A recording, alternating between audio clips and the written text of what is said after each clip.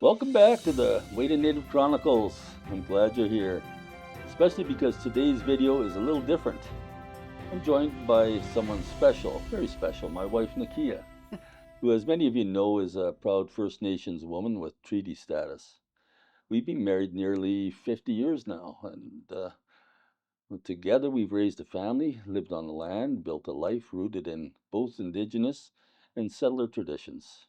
Now, she's not big on being in front of the camera. Garçon de ye hey the tahi hon du gyoza hi de onke hon de sao jo hon de laga beta hode ha I ka du tene begatida. Exactly. This conversation about Alberta's future and the place of First Nations within it needs to be had, and it needs to be real. So she'll be sitting in today, maybe adding a few thoughts along the way. The question we're tackling is this: could Alberta's separation from Canada offer First Nations in this province a better deal, more respect, more autonomy, better fulfillment of treaty promises than what they're getting now? Let's find out. Federal government's track record. Promises made, promises broken. Let's start with a hard look at what Ottawa has delivered or failed to deliver. For decades, First Nations across Canada have dealt with chronic underfunding, delayed infrastructure, a revolving door of bureaucrats who don't understand their realities, and systems built for control, not partnership. Ka yo so di tene tau could go don to the dihu go hon de da de sin da la she ho could you do dwthen e honga ga he down that de sin e do o de he ucho de ga he se o de za down to ye o ha a te do da ti hele. Federal dysfunction by the numbers. Over 130 boil water advisories were still in place as of the early 2020s. Reserve schools often receive 25 to 30% less per student than provincial schools. Major housing shortages affect over half of reserve communities. Life expectancy, education outcomes, and health access all remain below national averages. These aren't statistics, they're people's lives. These are families stuck in a broken system, and despite all the announcements and committees, nothing really changes. Alberta's financial strength, a foundation for real support. Alberta's economy, for all its ups and downs, still punches above its weight. We're a province rich in resources, entrepreneurship, and skilled labor, and every year we send billions of dollars more to Ottawa than we get back. E o suna ho de she ken sin ye a to an de de ti da ka o de sin si de ke hu I ho de suna esa da det la kwa het tane da kwa se go o de o ho de da ha tsel he yo de I det la sin ke da le sin so din so de kin ta de ken o sa o ho du ke o ya. What Alberta could do with federal surplus. If Alberta kept its annual net outflow estimated between 15 and 20 billion dollars annually, it could build 500 new houses a year on reserves, fully fund First Nations run education authorities, construct and maintain clean water and sewage infrastructure, create long term economic development funds under Indigenous control, provide mental health and addiction services with cultural relevance. These aren't theoretical, they're feasible. Alberta has the capacity, and if it separates, it will have the responsibility. The question is whether or not it will rise to meet it. Now let's address a big myth that Alberta's separation would cancel the treaties. It would not. The numbered treaties like Treaty 6, 7, and 8, are nation to nation agreements made with the Crown. The responsibility doesn't disappear, it transfers. Ei edetlek e tridiga din tlehela. Kaka tu sene te hongri di out. Edu tanekliu. Tau et tahila et dige kehri te leout. Ei flaget in na on like edu te leout. Edu it is edu it is how. Legal precedents and treaty continuity. The doctrine of successor state obligations in international law ensures treaties continue under new governments. Plus, the Supreme Court of Canada's rulings state that treaty rights are constitutional. Any Alberta separation would need to address treaties directly in its founding framework. This isn't a loophole, it's a cornerstone. Alberta would need to work directly with First Nations as equal nations, carrying on obligations not as a favor, but as a legal and moral duty. First Nations as kingmakers in negotiations. If Alberta were to pursue independence, there would be three parties at the table: the Government of Canada, of course, Government of Alberta, of course, and First Nations governments and leadership. But here's the truth: First Nations would hold the balance of power, right? Gosh, oh, you.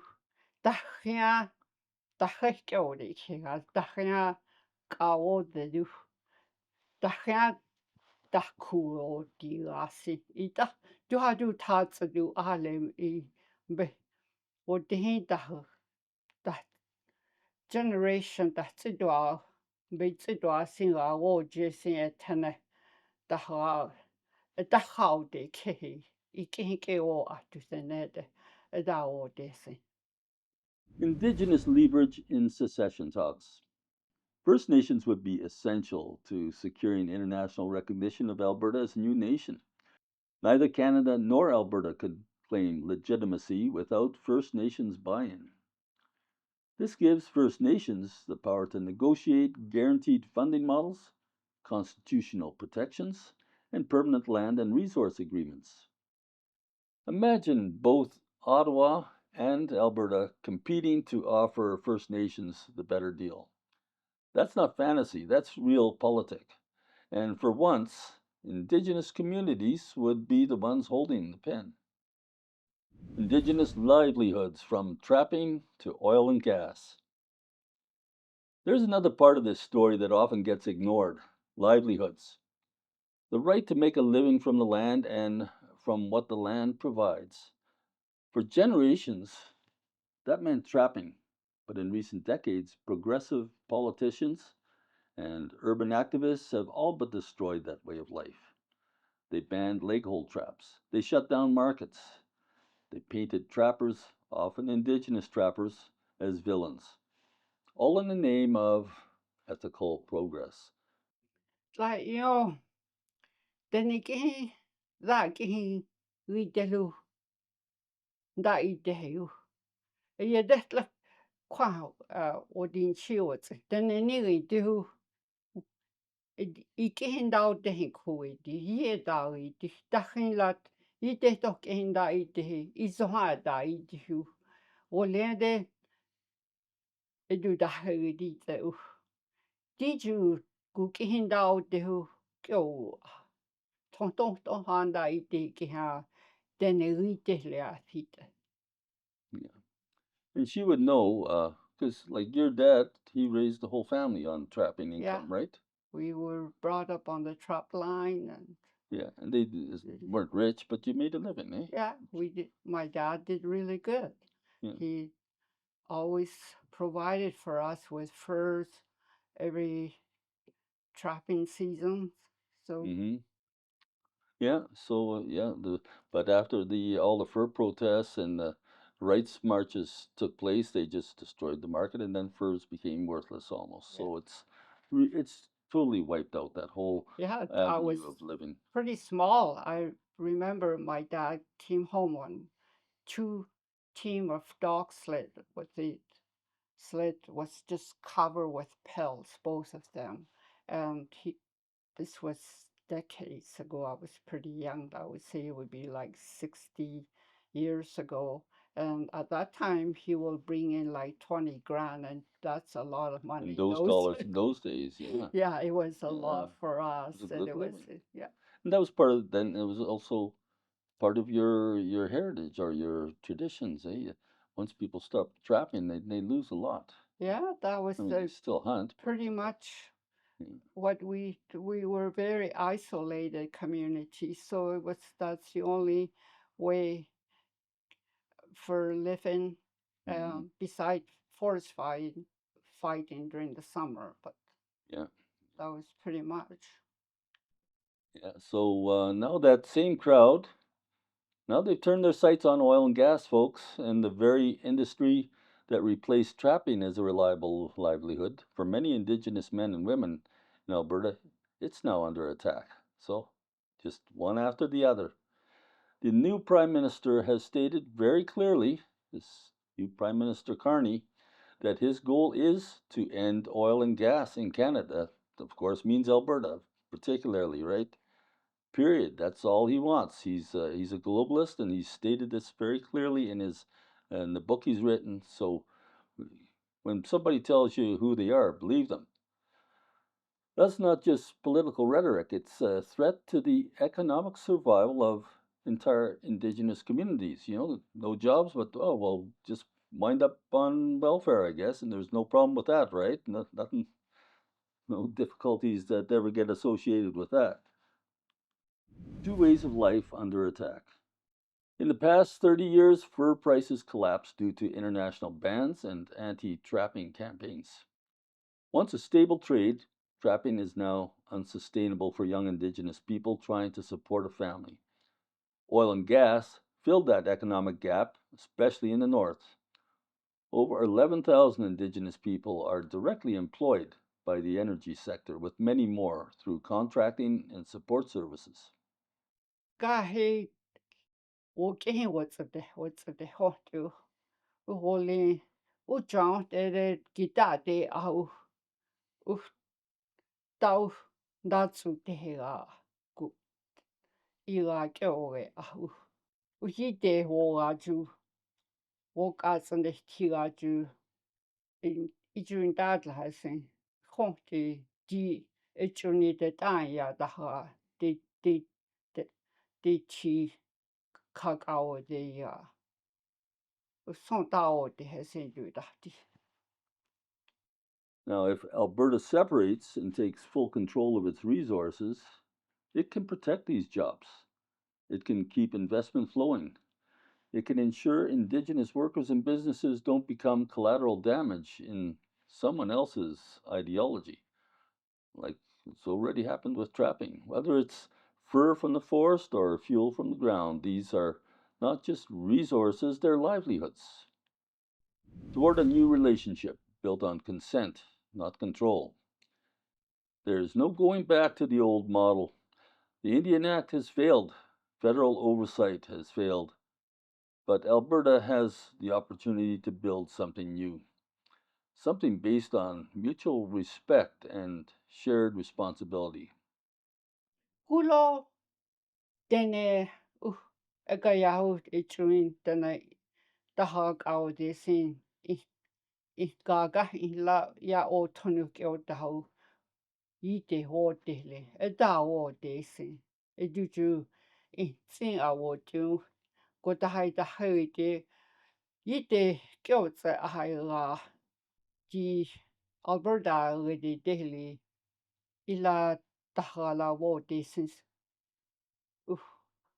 e juju I a toa tsin kaka o te e juju e du taha ka o te tahia taha tahtikega o ka o te e iwa o te I honte o te da o te seo.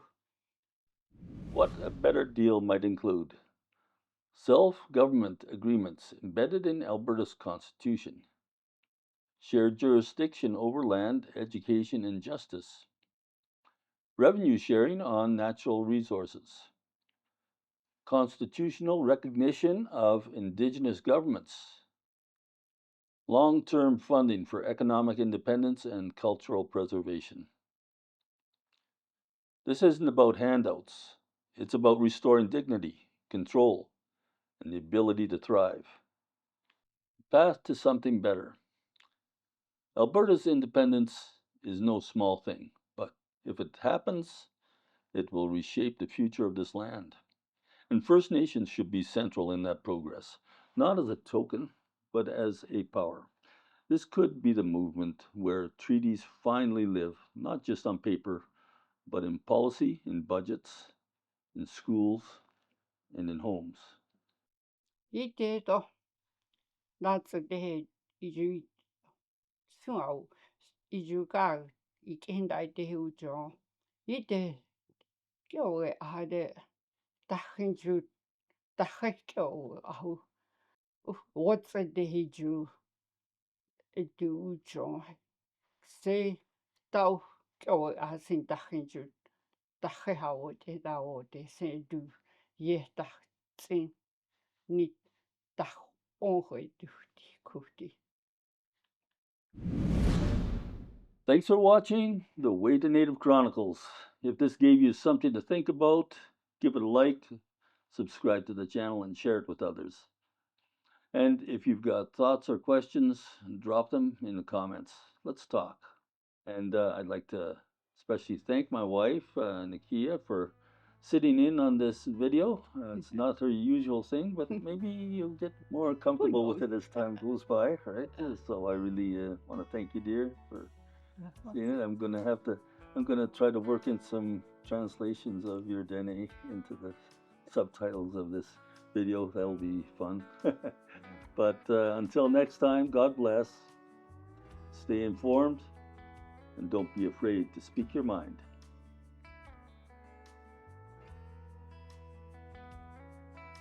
Did you like this video? If you did, I think you're gonna like this one right over here. So check it out. And I appreciate your subscribing if you haven't done so already. Remember to do that while you're watching this next video. Click like, it all helps us out for this channel. Catch you next time.